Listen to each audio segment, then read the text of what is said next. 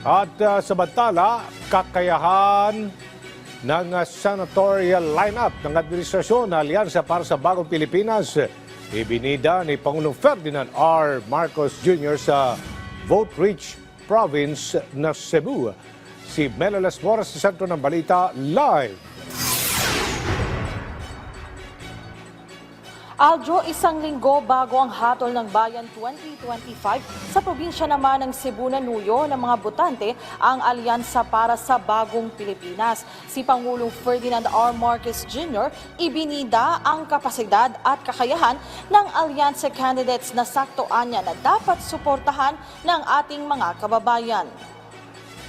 Sa kanyang pakikilahok sa One Cebu campaign rally sa Dumanhog, Cebu, ibinida ni Pangulong Ferdinand R. Marcos Jr. ang malalaking proyekto ng administrasyon sa lalawigan at tiyak anyang makatutulong sa ating mga kababayan.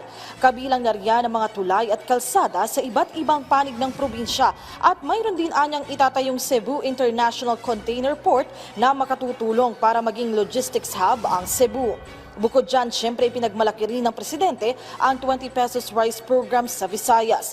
Sabi ni Pangulong Marcos sa darating na Hatol ng Bayan 2025, napakahalaga na magiging pagboto ng ating mga kababayan para maipagpatuloy ang progreso sa bansa.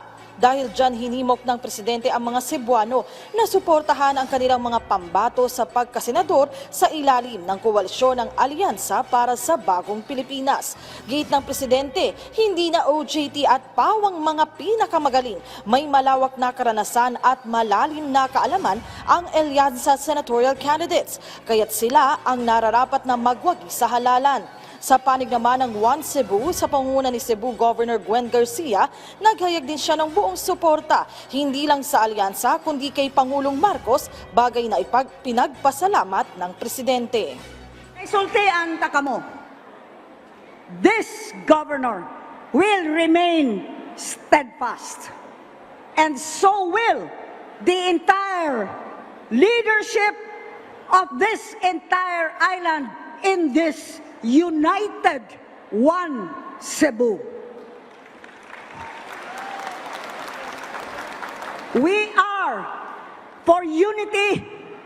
We are for progress because we are one Cebu, solid behind the duly elected President of the Republic of the Philippines, who knows how to keep his word, who fulfills his promises, none other than President Ferdinand BBM.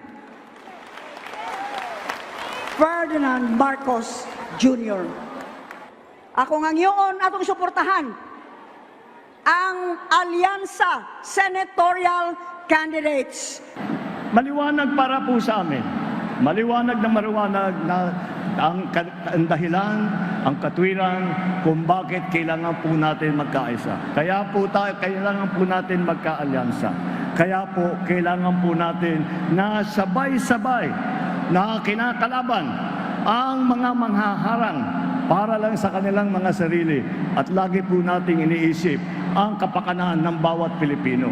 Yan po ang alyansa. Yan po ang ginagawa ng One Cebu. Yan po ang dapat ating suportahan sa darating na halalan.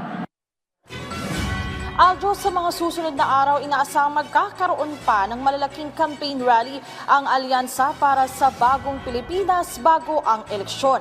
Aljo? Alright, maraming salamat, Mela Las Moras.